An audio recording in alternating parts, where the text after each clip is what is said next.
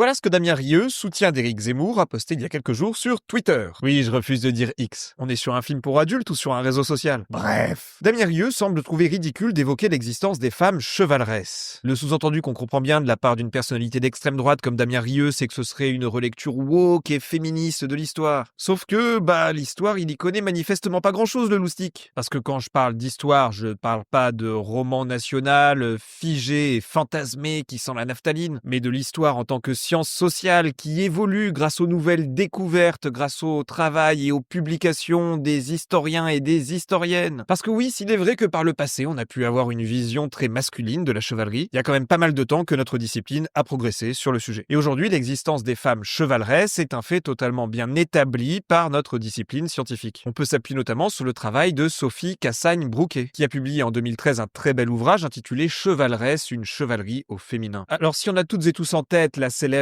Jeanne d'Arc au XVe siècle comme archétype de la femme à cheval et combattante, eh bien c'est loin d'être la seule. On a par exemple au XIIe siècle Mathilde l'Emperesse qui chargeait en armure au milieu de ses hommes, à cheval là encore. Mais on peut également parler au XIe siècle de Isabelle de Conches, qui menait ses armées contre les seigneurs voisins et qui était décrite par le moine Ordéric Vital comme aussi brave que plusieurs amazones. En fait, selon l'historienne Sophie Cassagne-Brouquet, les femmes chevaleresses ont existé tout au long du Moyen-Âge, mais ont surtout connu un apogée au moment de l'Empire plantagenet. On avait des femmes qui prenaient les armes souvent pour défendre le fief en l'absence de l'époux, mais attention, elles n'étaient pas bornées à un rôle défensif. Pendant les croisades, de nombreuses femmes du peuple comme de la haute société ont pris les armes pour partir se battre à la guerre sainte. Et en ce qui concerne la haute société, elles le faisaient à cheval et en armure. Et ça nous est confirmé par les sources arabo-musulmanes de l'époque. On a des chroniqueurs arabes qui sont complètement choc-barres par le fait que les croisés aient dans leur rang des femmes combattantes. Alors pourquoi on a longtemps oublié l'existence de ces femmes chevaleresses? Eh bien parce qu'à partir de la Renaissance, la société connaît un tournant conservateur du point de vue de la place des femmes. La pratique va refluer progressivement jusqu'à être totalement interdite par Louis XIV. Et en fait, quand au XVIIIe siècle, les intellectuels redécouvrent dans les sources anciennes le mot chevaleresse, ils comprennent pas, ça correspond pas à leur cadre mental. Et ils pensent que c'est juste des femmes de chevaliers. Bref, c'est tout pour aujourd'hui. Je suis doctorant en histoire des religions et si le sujet vous intéresse, n'hésitez pas, abonnez-vous!